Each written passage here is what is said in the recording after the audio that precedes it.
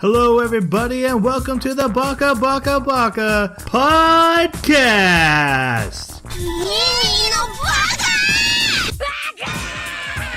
Baka. It's amazing how every time you open your mouth, you prove you're an idiot. Hello, everybody, and welcome to a special mini-sode of Baka. Usually we watch an anime, sometimes about robots, sometimes about rocks, and sometimes about both. But this week we're doing our mini-sode where we just talk about random stuff, and we asked you guys for questions for us to answer.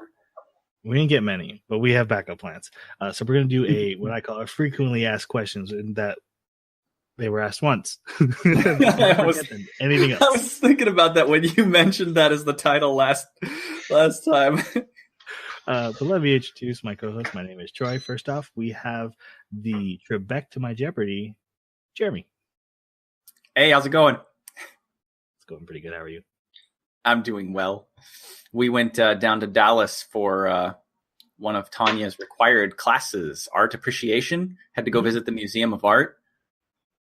Did you appreciate it? I was so bored. The place is so sterile. Like, you have no context for any of the things that are present except other pieces of art.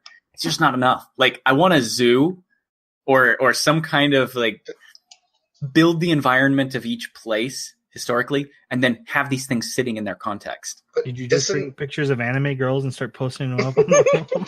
Oh, I got yelled at because I leaned on a wall. I wouldn't dare touch a wall with a poster. But isn't that a point of an art gallery, is that it's 100% subjective? Well, I think that takes away from, like, you can't remove what the person was inspired by. I think the art's more interesting if you're going to take into account what inspired the artist.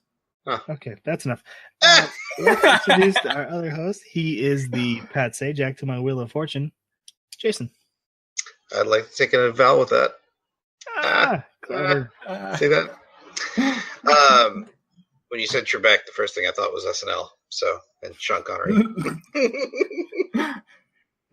That's therapist. Doing pretty good. Oxygen not included is no. I want to hear.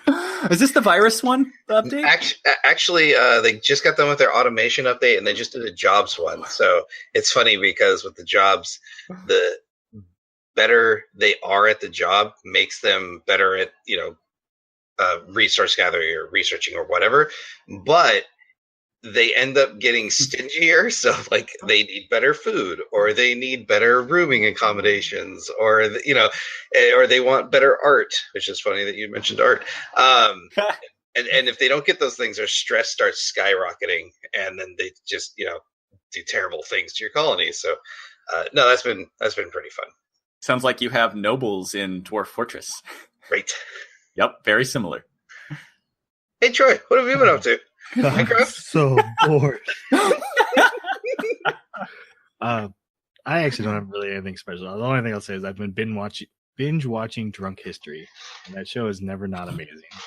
But I love history and watching drunk people try to tell it, and then watching actors act out the drunken words.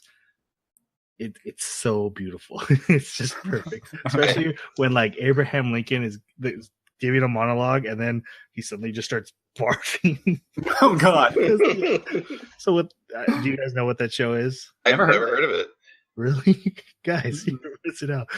So this comedian, he goes to friends' houses, he gets them super drunk, and then he has them tell a story about history, any random historical event they know. That's pretty great. They take the audio and they have actors act out the words. They all pantomime what the interviewer is saying, and so whatever he says, however they say it, they have to act it that way. and there is just some amazing stuff, and you actually learn some really cool stuff, like how Thomas Jefferson wrote in the paper that James Madison was dead when they were running against each other for president, because he read his own paper, and so he just published, "Hey, my opponent's dead." But, so did somebody actually throw up, and that's why Abraham Lincoln had to act throwing up? It happens every once in a while. Someone will get sick, and the actor has to go with it. Oh, that's great. It's very funny. Or they'll, they just talk in modern talk, but it's George Washington or Hitler or who knows. That's great. It's just very entertaining. Okay, let's get to our questions. We did get one question submitted, and we're going to start with that, and then we have our own questions for each other because we have to be self-reliant with this podcast. Okay. You guys ready for this, though? It's turns out it's for you guys. It's not for me. Hi, all. This is for Jason and Jeremy. What is up with your guys' beards? Have you ever heard the expression less is more? Take Troy's beard, for example. It's subtle, classy, and as a fully heterosexual man, I can say it's downright sexy. We all know that clean-shaved Jeremy was the best, and I don't think there is any hope for Jason. So feel free to answer however you want. This was submitted by TroyBoy2003 at yahoo.com. Wait, what was the name? TroyBoy2003 at yahoo.com. That sounds really familiar. Never seen that email address before. Yeah. You guys have fans? You going to answer our fan here? Can I just say that fan sounds sneakily suspicious? I don't think we should talk about our fans that way. He sure likes Troy's beard. I think most our viewers do. Okay, why don't we move on to regular questions? I feel bamboozled. Oh, who wants to go first? Who wants to ask first? Let me ask. Okay. All right, I didn't realize that I would be asking the question I wrote. So let me ask. I'm not sure what I'm asking. well, I was so focused on the questions that I was answering. I did the same thing. So, all right, Jeremy, this is for you. Okay. As talent, and this kind of ties into our last episode last week, that as talent and technology for CGI and 3D animation improve, where do you see the landscape of anime in the next 10 years? And when I say landscape, I mean like tropes, themes, animation, live action adaptations, etc. And also, where would you like it to go? So, like, where do you think it's going to go? But then, where would you like it to go? And in that realm of where it's going to go, if you had like a magic wand, if there's one thing you could change, obviously exceptions, what would that one thing be? So I know it's kind of a convoluted question. So let's just start with that. Where do you see the landscape of anime going in the next 10 years? So you gave me a lot of different possible directions to go with this, like trope, theme, animation itself. And so I've been thinking about it a little bit because just like full disclosure, we did know what the questions were, so we have a little time to think about it. So yeah, I've been thinking about like tropes. I don't think they're ever going to go away. I like how tropes keep getting twisted, but I think that that's just going to continue spiraling on itself until eventually it's refreshing to see the original trope again. And so I could see that happening. There's a really strong fascination right now with just flipping everything on its head. But once everything's flipped on its head, the best thing to do is flip it on its head again, and then you're back where you were.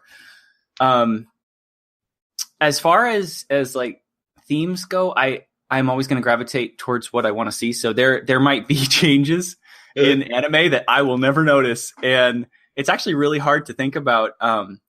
I don't think I'm qualified because I don't watch enough of a variety of anime to be able to predict where the themes would go. Because, like, for instance, gambling, bike riding anime, things like that, sports anime in general, romantic anime, slice of life, I generally try actively to avoid them. So I don't know if that area is going to get more attention. I wouldn't even notice it. Okay. And well, where would you like to see those things kind of go? I would love to see more explanation and exploration. Maybe this is just my personal area that I'm happy if animes continue to go back to it. Exploring the idea of what makes up a person and what makes up a consciousness, like the Ghost in the Shell and the Psychopaths, and even just this last anime that we watched, ID Zero. It didn't go super deep in it, but it had it in there. Especially when you're dealing with just taking something that's out of its element as an entity, and then putting it into this situation where it gets to try to experience sensory input that it doesn't know how properly to evaluate. And we call that emotions and things like that. And then see how it responds. I always like to see what different people will come up with as ways for this completely alien entity to interpret what we consider everyday normalcy. I think that's really cool. And I would love it if anime, I mean, I'm sure it's going to, but it's so varied. I love the idea too, that just as long as it maintains enough variation, I'm going to be happy. Nice. And so, like across anime, and you can do it specifically on what you watch, right? What would be like the one thing you'd like to see change? Right now, CGI is pushing so hard into the anime scene, and I think that like when it comes to mechanical things, it's perfect. It's great. It's hard actually to get drawn anime to look quite as good and consistent with mechanical things as you can pull off. And I know that there's some angles, but I think the big reason why anime is becoming more and more CGI is because it's faster and cheaper. Mm-hmm. And that's not a great thing for the quality of anime. Like if you compare Fate Apocrypha's fight scenes, because they use drawn animation and they change the animation style and things like that, versus any of the combat scenes in some of the CGI ones, like Knights of Sidonia, ID Zero, Appleseed 2, it looks so artificial and uncomfortable in the combat scenes compared to the flow and the beauty of hand-drawn art. So what I would do if I had a magic wand is I would make it so that anime doesn't, it like creates a time bubble and I can watch it and it consumes no time out of my life. No, seriously, no. I would make it so that CGI is more restricted to mechanical things or to surreal environments. Nice. Very nice. Whose turn is it next? Okay, Jeremy, you answered, so you have to ask. Okay, so I got to ask. Yeah. All right. Let's keep this going in the circle then. I'll hit Troy next. Oh, I don't like that. Okay. So Troy, I know that you're a major proponent for characters that are very expressive, and sometimes that can be pose a really interesting situation when you have a main character who their very nature is to have no emotion. Kind of the thing I was just talking about in my answer that I love. So if you have a main protagonist that does not have emotions, they're foreign to them, or maybe even incapable of expressing them, how do you make a satisfying and compelling character out of that is going to be something that you will be interested in watching? Okay. I mean, you're absolutely right. I do love expressive characters, mostly because I relate to them. I wear my emotions on my sleeve. I'm very expressive myself. So I relate to those really well. I don't dislike non-emotive characters. I hope this isn't just because I didn't like Sieg. He was just No. It certainly like inspired the question in my mind, but no. But the question is very valid. For me, the best thing for my interest is to take a unemotive character, whether it be a robot or just a character who doesn't have a lot of emotion, and use that as a lens on humanity and emotions and the role they play, their weaknesses, their strengths, their curse, their gift, what effect they have on humanity. The best example of this is Commander Data in Star Trek Next Generation. A character who wants emotions, cannot feel them, and his journey through that show of watching all these other characters experience emotions. The one that I always think about is when he had a daughter. He builds a daughter for one episode, and by the end of the episode, she dies. And everyone's like, "I'm so sorry for your loss." And he's like, "I don't feel the loss." And his daughter had like evolved to almost a human state before she died. But he's like, I wish I could feel this. And it just makes you think about, that, in that episode, you think about, man, this pain of losing someone hurts, but it's much better to have this pain than not be able to have this pain. And stuff like that, I think, really is compelling. I think that is some of the best. When you first sent me your question, one of the things I thought of, though, was Vash Stampede, who has a ton of he's very expressive, but he's actually not underneath. That's all facade. Yeah. Thank you. Mhm. And underneath, he's very stoic and very unexpressive. He's very down and very one note, emotion wise. And I found that really compelling. So I think it can be done very, very well. I think if you're using it on a character, if you're taking a character's emotions away, you have a bit of a harder climb to make that character interesting. It's not automatic.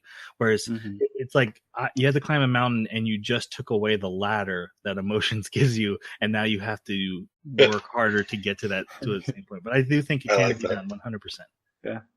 Very cool. Yeah, I was thinking about the environment, and if the environment is what's supposed to provide the entertainment, then the character still comes off bland. So you're right. There does have to be something that the character is working towards. That's good. I like that. Okay, Jason.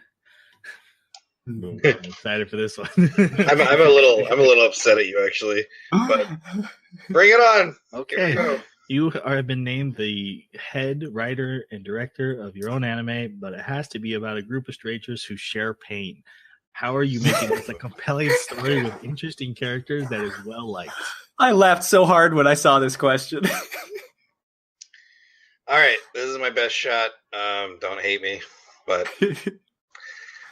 I'm not sure on the cause. I'm thinking a tech accident. So modern day would be the setting, and like fringe science kind of. I'm thinking like maybe teleportation because that's always a fun one. But anyways, it's the creator. His daughter ends up getting sucked into this thing, and she ends up existing in this like ghost state almost. And her only way she finds out is to communicate with the real world is she has to possess people.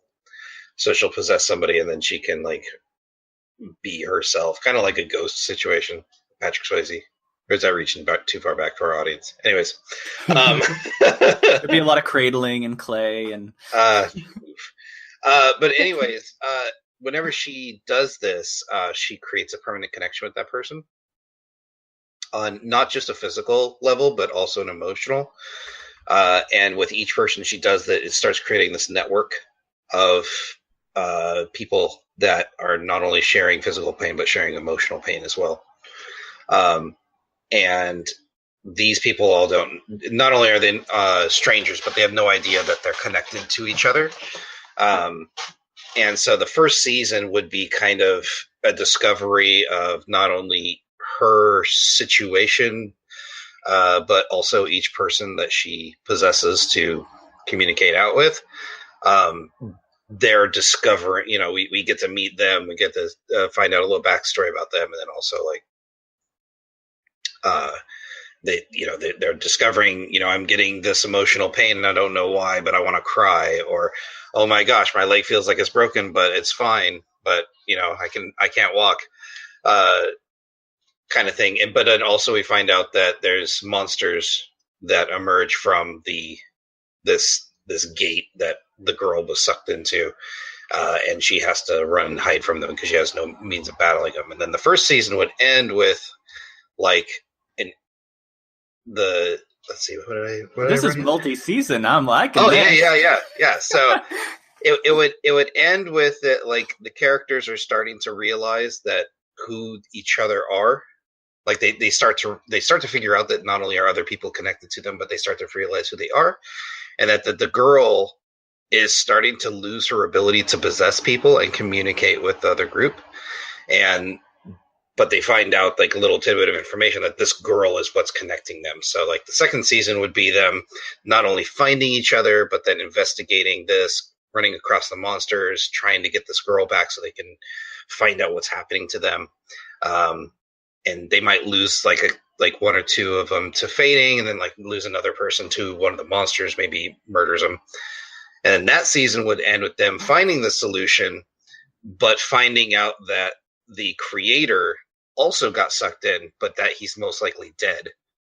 And then the third season would end the series with finding out they've got to dive into this oblivion world to not only get the answer, but they find out that the creator's still alive there. They have to fight a boss monster and then get him out the information. They all separate, and everyone's happy except for the people that died. Is there They fan don't- service? I Hell didn't, yeah. Hell yeah. Come on. didn't have any You want fan people service. to watch it, right? Studio Bones. Call Jason. He's available. It also, nowhere in there is there shipping or any sort of feelings or love that makes this thing work. In this emotional anime, there are no feelings or love. I like that. Okay. Well, I got the answer I asked for.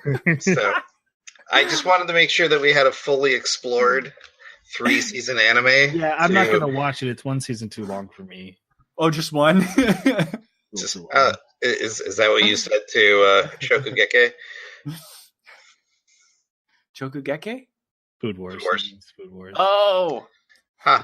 Yeah, but it's only one season at a time. What do you think every anime? Oh Hey, my it's your gosh. turn to ask a question. It's my turn to ask a question. Yeah, Right. you have to turn the circle around though. Oh, yep. It's Yep. back to Troy. All right, Troy. You mentioned quite often that shonen break your heart. Do you continue to find that to be the case in nowadays shonen like Food Wars, DB Super, and My Hero Academia? So let's go ahead and do that one. Then I got a follow-up question. Okay. The answer is My Hero Academia, not yet, but I'm scared. Dragon Ball Super, absolutely. Oh no! And then Food Wars, not really, because it's on a different scale. It just, because eating and taste is subjective. It's not really about power levels going up, and I'm not really worried about Super Saiyan Silver. Super Saiyan stylists. Dragon Ball Super has hurt me a lot recently. There was literally a quote from Vegeta in the big tournament where he's like, "Us Saiyans," and there's been multiple Saiyans besides just Goku and Vegeta. We're like, every time we reach a limit, we surpass it. You know, I reach a new form. Goku's got a new form. Those Saiyans over there all reach new forms. And there's Gohan just sitting behind him. And he's not in the flashbacks because Gohan didn't reach a new form. Because, hey, guess what? No one cares about Gohan anymore except me. So, what's your follow-up? Okay, so for the shows that have broken your heart, so Dragon Ball and Bleach, what do you think? You're gonna have to say that over again. You're muted, Troy. Oh. Yeah, start that over. Sorry. Okay, yeah. Are you okay? Yeah, I'm good. I hit the camera button instead of the mute button. Oh.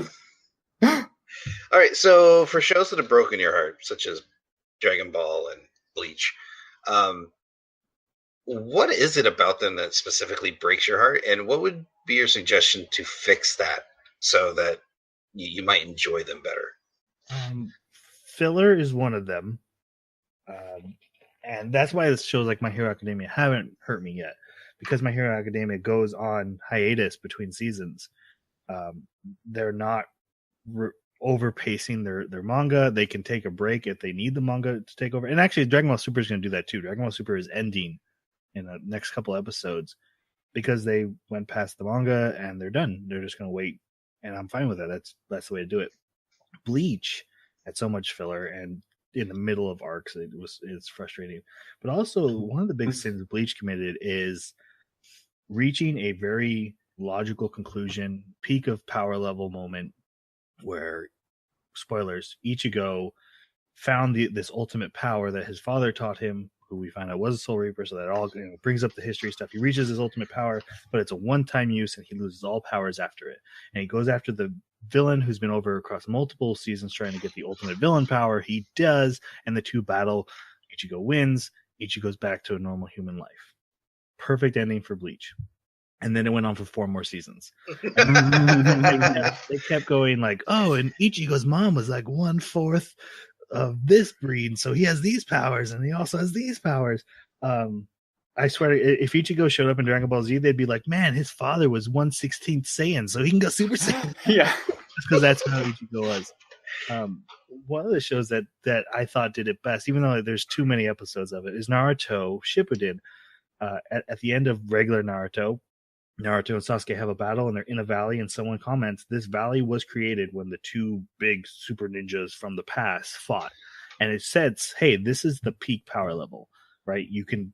You're so powerful, you can make canyons. You can't blow up worlds, you can't blow up entire mountains, but you could make a canyon that a river can run through. And at the end of Naruto Shippuden, that's how powerful Naruto has become. He hasn't surpassed that. He can't blow up the moon. He can't destroy a planet. Goku, or universe. Goku at the beginning of step one, right? Goku at the beginning of Dragon Ball Super gets in a fight, and his punches are landing against the bad guy's punches, and it's about to shatter the universe. Yeah, it's ripping apart the fabric of space-time. Right. That's the first fight of Super. That means every fight after that has to be stronger. Right? Yes. Where do you go from there? That's insane. And that's where I get hurt. That's where I feel burned. Like have a set standard, reach it, end. We're good. And don't fill it with spoilers to buy time. They could do spin-offs, right? Right. But My Hero Academia is a really good thing. We've seen All Might and how powerful All Might is. Now, when Deku reaches All Might or surpasses him a little bit, that makes sense. That's a great ending point. He's reached that pinnacle. And they even, they put a time limiter on All Might, but we know at his peak what he should be able to do. We can visualize that. So if they keep going past that and Deku starts punching planets away, if he becomes fully One Punch Man that powerful, I'm like, okay, you went too far. Now you can't dial him back and make anything else interesting besides planet killers. So that's my answer. I like that. Okay. Yeah, wasn't a cruddy question. Like, how would you rewrite the worst anime? You know what? It tied into the podcast. I felt it was very I love that question so much. All right, Jeremy, your question from me. Okay. We all know you love retro anime, especially not very popular retro anime. That's my niche. Yeah. If one of those were remade today, which one would you pick? Who do you want to make it? And you don't have to name studio, but be like the people behind My Hero Academia or Dragon Ball Super, whatever. Mm-hmm. Who do you want them to make it? And what changes do you want to see? And what consistencies do you want to see? What old tropes need to stick around, and which ones can be like, yeah, we don't need that 90s trope to come back anymore. All the 90s tropes have to stick around. Okay, Come that's on. fair. That's this fair. is me we're talking about. So I gave this a lot of thought too, because I've talked a lot about specific retro animes that I really like. And those are, of course, the ones that popped into my mind at first. But the more I thought about it, the more I was like, but I don't want to change them. I don't want anything to happen to them. They're so good as they are. There's a risk of remakes, for sure. Yes, and even if they were remade and they maintain the same level of quality, I think that the novelty of the old art style and just the sense of age that it carried with it was part of what makes it something that I like so much. And I think remaking it would take away some of that. With that said, I did find one in my collection of old anime that I haven't talked very much about and that I would subject to this change. And that is Mermaid Forest.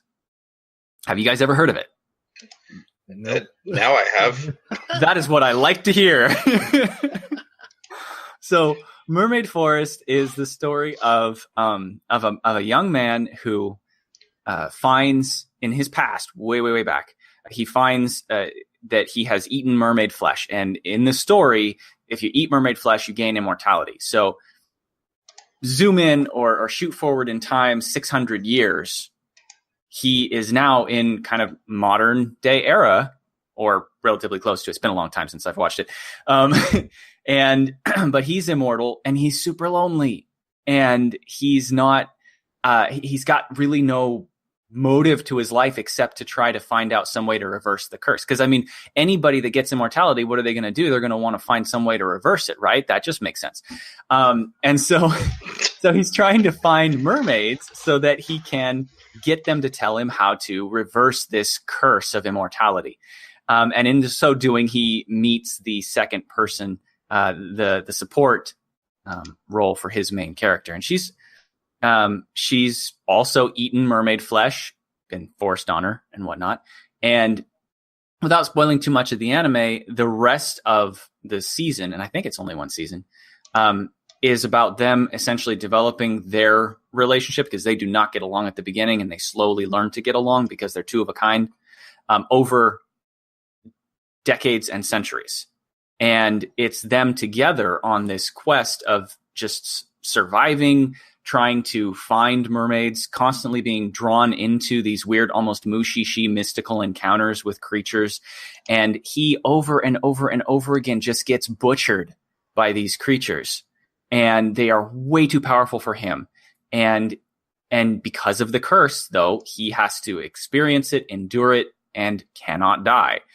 And everything, it doesn't really get wrapped up well, but it has something there that I think is the core of a really good anime. And I think White Fox Studio could really carry this through. Of course, they did ReZero. They did Akame ga Kill. They did Steins Gate, right? So they know how to handle repeated deaths and, conveying that sense of going up against an enemy that you can't beat and having to think your way through it, having it matter every time you die.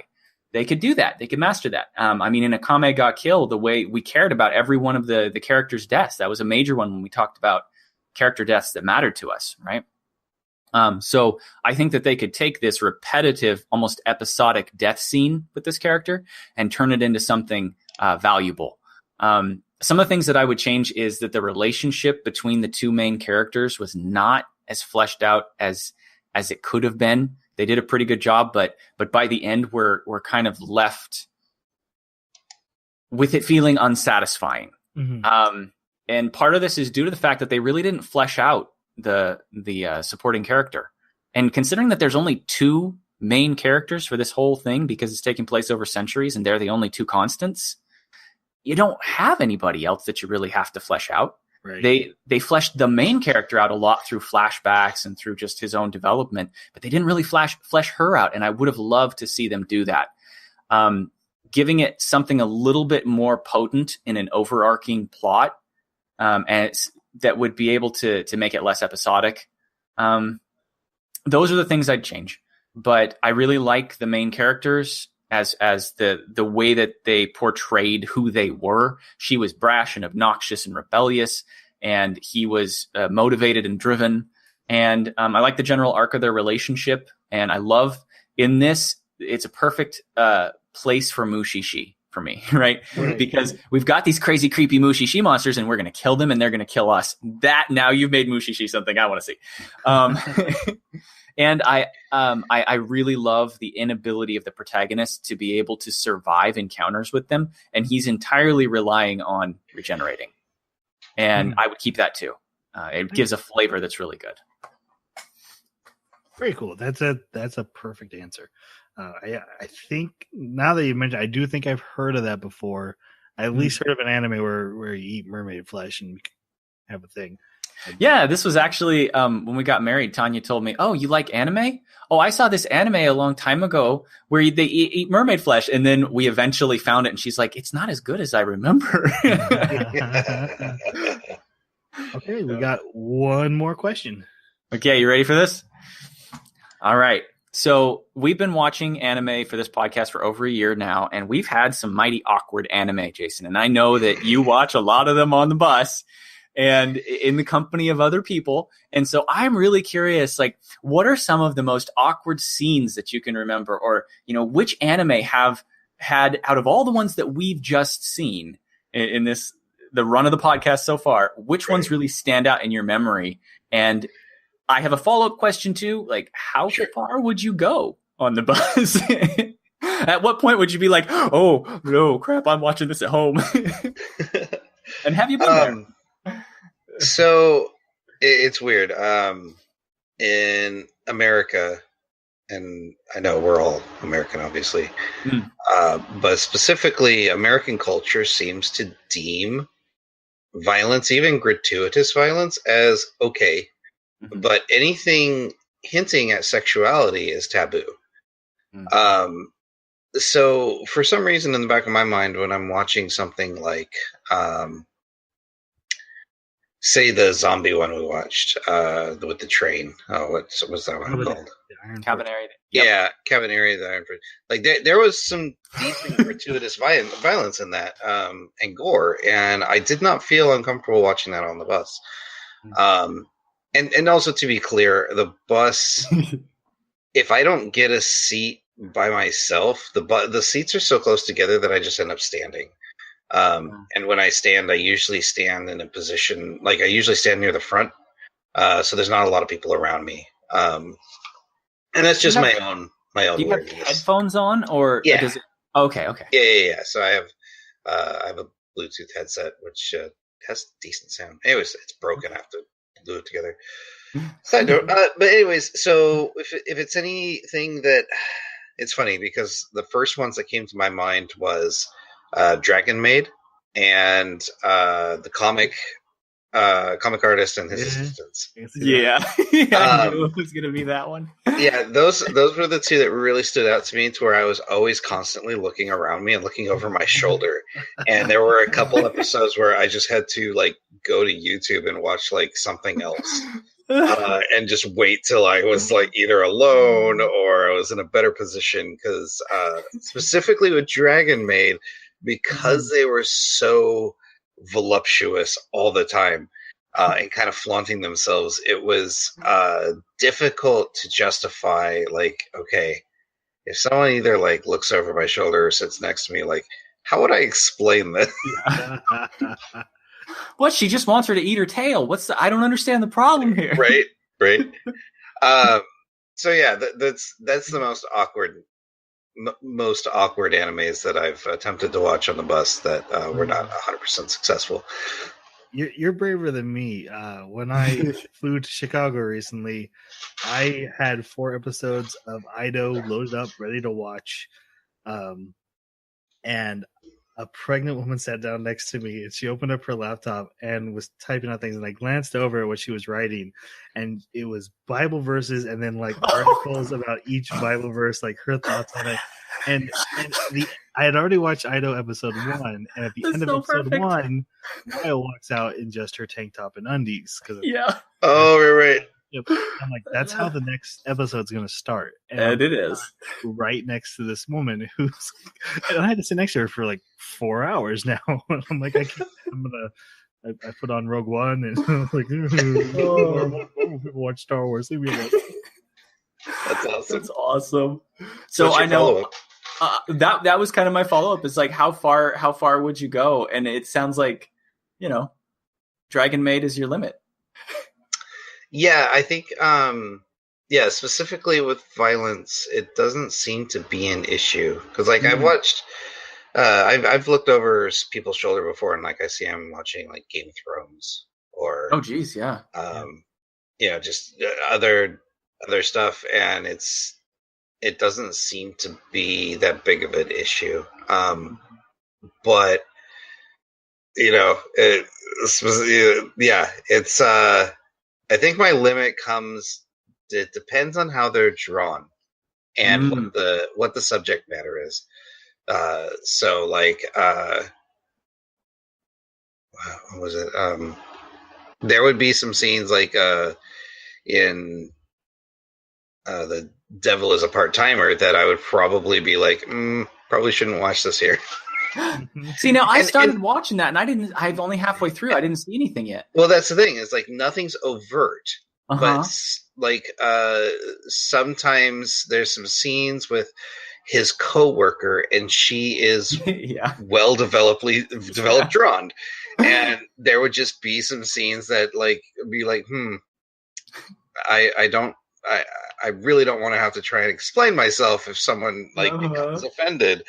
It doesn't help that when anime came to America, it instantly developed the stigma of, tentacles and perverty stuff, because the first couple things that got translated, hey, well, you know what, sex sells, and so a lot of anime was introduced that way. and it's gotten a lot better. But yeah, there's still a little bit of a taboo. Yeah, you gotta be careful sometimes, just for Gotta be careful. privacy. I think that's it. That's all our questions. Yeah. Yeah. Next time we'd love to have some of your guys's, because we apparently are just trolling each other. I know who's trolling. I'm trolling. Yes. If you do have questions, if you want to know any of our thoughts, if you want to suggest minisodes, go ahead and send it to us. Our Twitter is @Baka Podcast. Our email is theanimebakaclub@gmail.com. And you can leave a comment wherever you found this podcast. We will hear it and we will get back to you. Thank you so much for listening. The next minisode is probably going to be ghost stories. So if you're waiting for it, it's coming. And we are currently watching the anime Hoseki no Kuni. 12 episodes. We're enjoying it immensely. That's what we do now, right? Oh, yeah. Speak for yourself. All right, let's say goodbye. Thanks for listening. See you next time. Sayonara.